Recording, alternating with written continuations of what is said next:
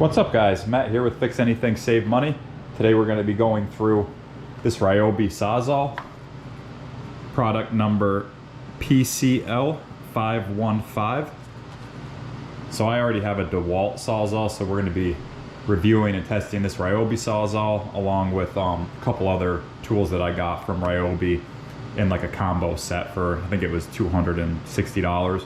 So this will be the first one that we review from Ryobi. I've never used Ryobi. I know they do catch some flack because they're a little bit on the cheaper side. But yeah, let's go through the features of this and I'll show you how to put a blade into it.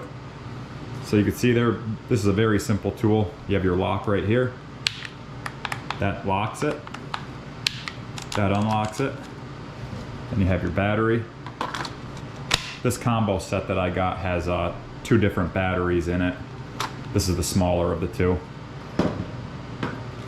And then you can see this is very similar to the DeWalt. That releases your blade. So you pull that up when you want to put a blade in. So we'll do that real quick. So you can see we just set it right in here. Pull up.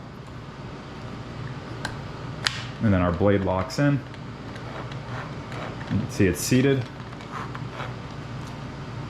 And then I'm also going to be doing another video on this, and I'm going to be comparing it to my DeWalt Sawzall to see which one cuts quicker. So be sure to stay tuned, subscribe to my channel, and check out that video. And yeah, guys, I mean that's pretty much it. Remove the blade. You just pull this up, lift your blade straight out.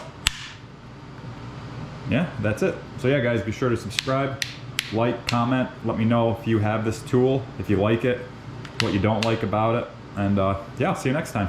Thanks for watching.